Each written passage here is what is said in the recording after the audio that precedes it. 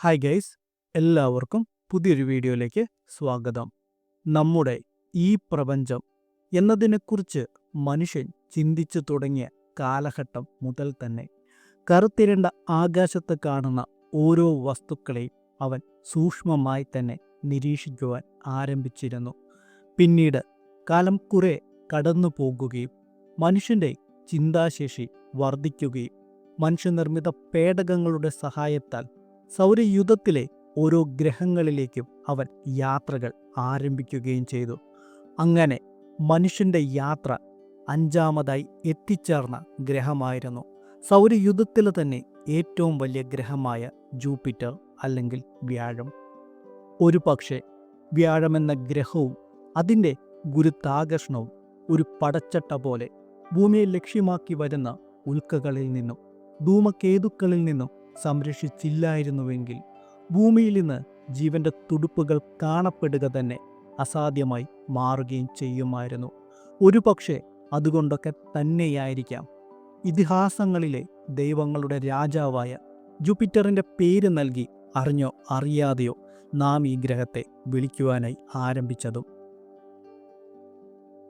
ഈ വാതക ഭീമൻ ഒളിപ്പിച്ചു വച്ചിട്ടുള്ള നിഗൂഢതകൾ തേടി മനുഷ്യൻ്റെ യാത്രകൾ ആരംഭിക്കുന്നത് 1973 നാസ വിക്ഷേപിച്ച പയനിയർ 10 ദൗത്യത്തോടു കൂടിയായിരുന്നു. പിന്നീട് ഗലീലിയോയും ജൂണോയും അടക്കം നിരവധി പേടകങ്ങൾ വ്യാഴത്തെ നിരീക്ഷിക്കുകയും പഠിക്കുകയും ചെയ്തു. അവ വ്യാഴത്തെ മാത്രമായിരുന്നില്ല, അതിൻ്റെ ഉപഗ്രഹമായ യൂറോപ്പയിലും അതിൻ്റെ ഉപരിതലത്തിനടിയിൽ ഒളിഞ്ഞുകിടക്കുന്ന മഹാസമുദ്രങ്ങളിൽ ജീവന്റെ തുടുപ്പുകൾ തേടിയുള്ള അന്വേഷണങ്ങൾ കൂടിയായിരുന്നു. ഒരു പക്ഷേ ആ നിഗൂഢതകൾക്കെല്ലാമുള്ള ഉത്തരം ഏതാനും കുറച്ചു വർഷങ്ങൾക്കുള്ളിൽ തന്നെ നമ്മളെ തേടി എത്തുകയും ചെയ്യാം.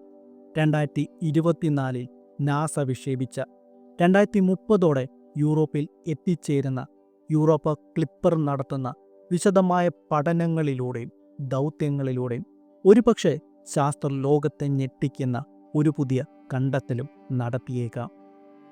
സൂര്യനിൽ നിന്നും ഏകദേശം 5.2 ആസ്ട്രോണോമിക്കൽ യൂണിറ്റ് അകലെ സ്ഥിതി ചെയ്യുന്ന വ്യാഴത്തിന് സൂര്യനെ ഒരു തവണ വലം വയ്ക്കുവാനായി മാത്രം ഏകദേശം 11.8 ഭൗമവർഷങ്ങൾ അഥവാ ഒരു വ്യാഴവട്ടക്കാലം വേണ്ടിവരുന്നു.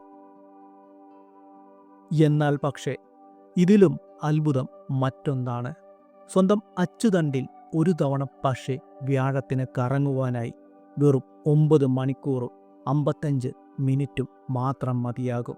സൗരയൂഥത്തിലെ ഗ്രഹങ്ങളിൽ വെച്ച് തന്നെ ഏറ്റവും വേഗതയിൽ കറങ്ങുന്ന ഗ്രഹവും ഈ ഭീമൻ തന്നെയാണ്. ഈ അതിവേഗ കറക്കം കാരണം വ്യാഴത്തിൻ്റെ മധ്യരേഖ പ്രദേശത്ത് ഒരു വലിയ ബൾജും രൂപം കൊണ്ടുവന്നു. ഭൂമിയേക്കാൾ 11 മടങ്ങിലധികം വ്യാസമുള്ള വ്യാഴത്തിന് 318 ഭൂമികൾ ചേരുന്ന അത്രയും ദ്രവ്യവും ഉൾക്കൊള്ളുന്നു. വ്യാഴത്തിൻ്റെ ഏറ്റവും വലിയ പ്രത്യേകതകളിൽ ഒന്നാണ് കഴിഞ്ഞ 350 വർഷങ്ങളായി അവസാനിക്കാതെ നിരന്തരമായി വീശിയടിക്കുന്ന ദ ഗ്രേറ്റ് റെഡ് സ്പോട്ട് എന്ന കൊടുങ്കാറ്റ്. ഭൂമിയേക്കാൾ 1.3 മടങ്ങ് വലിപ്പമുള്ള ഈ കൊടുങ്കാറ്റ് 1600കളിലായിരുന്നു ആദ്യമായി നിരീക്ഷിച്ചത്.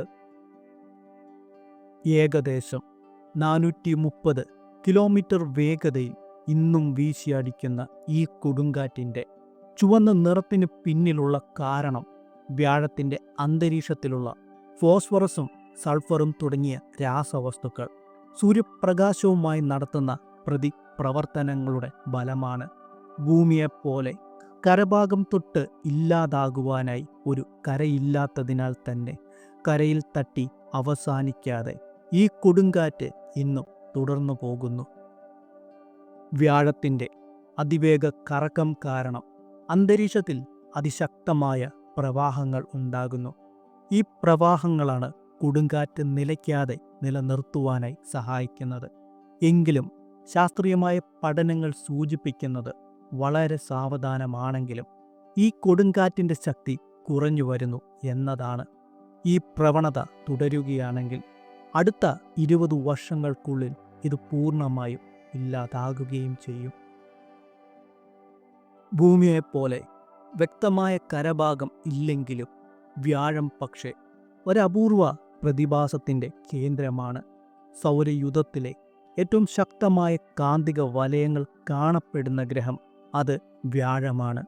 ഭൂമിയുടേതിനേക്കാൾ 14 മടങ്ങോളം ശക്തിയുള്ള കാന്തിക വലയങ്ങൾ. വ്യാഴത്തിൻ്റെ ഉള്ളറകളിൽ മെറ്റാലിക് ഹൈഡ്രജൻ്റെ വളരെ വലിയ സമുദ്രങ്ങൾ കാണപ്പെടുന്നു. ഈ സമുദ്രങ്ങളാണ് വ്യാഴത്തിൻ്റെ അതിശക്തമായ കാന്തിക വലയങ്ങൾക്ക് പിന്നിലുള്ള രഹസ്യം. നിലവിൽ ഇതുവരെ വ്യാഴത്തിന് 95ലധികം ഉപഗ്രഹങ്ങൾ നമ്മൾ കണ്ടെത്തിയിട്ടുണ്ട്. അവയിൽ ഏറ്റവും പ്രധാനപ്പെട്ടത് അയോയും ജീവന്റെ തുടുപ്പുകൾ കാണാമെന്ന് വിശ്വസിക്കുന്ന യൂറോപ്പയും, സൗരയൂഥത്തിലെ തന്നെ ഏറ്റവും വലിയ ഉപഗ്രഹമായ ഗാനിമേഡും, പുരാതന ഉപഗ്രഹം എന്നറിയപ്പെടുന്ന കാലിസ്റ്റോയും. ആദ്യകാലങ്ങളിൽ വലയങ്ങൾ ഒന്നുമില്ല എന്ന് വിശ്വസിച്ചിരുന്ന ഗ്രഹമായിരുന്നുവെങ്കിലും പിൻകാലത്ത് നടന്ന പഠനങ്ങൾ 3 നേർത്ത വലയങ്ങൾ വ്യാഴത്തിനുണ്ട് എന്ന് നമ്മൾ കണ്ടെത്തുകയും ചെയ്തു. വ്യാഴത്തിൻ്റെ ഈ ഭീമാകാരമായ വലിപ്പം സൗരയൂഥത്തിലെ മറ്റു ഗ്രഹങ്ങളിൽ ചെലുത്തുന്ന സ്വാധീനം വളരെ വലുതാണ്. അതിൻ്റെ ഭീമാകാരമായ ഗുരുത്വാകർഷണം മൂലം നമ്മുടെ ഭൂമിയെ ലക്ഷ്യമാക്കി വരുന്ന പല ഉൽക്കകളെയും വാൽനക്ഷത്രങ്ങളെയും തടഞ്ഞു നിർത്തുവാനും അവയുടെ സഞ്ചാരപാത മാറ്റുവാനും വ്യാഴത്തിനെ സ്വാധീനിക്കുന്നു. സൗരയൂഥത്തിൻ്റെ ചരിത്രം പരിശോധിച്ചാൽ കോടിക്കണക്കിന് വർഷങ്ങളായി വ്യാഴം ഒരു കോസ്മിക് വാക്വം ക്ലീനർ പോലെ പ്രവർത്തിക്കുന്നു. വ്യാഴം ഇല്ലായിരുന്നുവെങ്കിൽ ഭൂമിയിലേക്ക് പതിക്കുന്ന ഉൽക്കകളും ഉൽക്കാശിലകളും നമ്മുടെ ഭൂമിയെ എന്നേ കവർന്നെടുക്കുമായിരുന്നു. ഭൂമിയിൽ ജീവന്റെ നിലനിൽപ്പിന് തന്നെ അത് ഭീഷണിയായി മാറുകയും ചെയ്യുമായിരുന്നു. 1974 വ്യാഴത്തിൽ പതിച്ച ഷുമേക്കർ ലെവീനേൺ എന്ന വാൽനക്ഷത്രം ഭൂമിയിലേക്ക് വരാതെ തടഞ്ഞു നിർത്തി ഭൂമിയെ സംരക്ഷിക്കുകയും ചെയ്തു. ഈ ഗ്രഹം നമ്മുടെ സൗരയൂഥത്തെ സംരക്ഷിച്ച് പോരുകയും ചെയ്യുന്നു.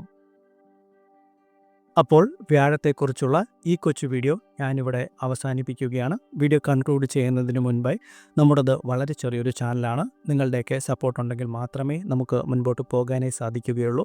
വീഡിയോയിൽ എന്തെങ്കിലും പോരായ്മകളുണ്ടെങ്കിൽ തീർച്ചയായും കമൻറ്റ് ചെയ്യണമെന്നും പറ്റുവാണെങ്കിൽ വീഡിയോ ഒന്ന് ലൈക്ക് ചെയ്യണമെന്നും ഷെയർ ചെയ്യണമെന്നും ഞാൻ നിങ്ങളുടെ അടുത്ത് റിക്വസ്റ്റ് ചെയ്യുകയാണ്. അപ്പോൾ നമുക്ക് അടുത്ത വീഡിയോയിലോട്ട് കാണാം. എല്ലാവരും സന്തോഷത്തോടു കൂടി ഹാപ്പി ആയിട്ടിരിക്കുക.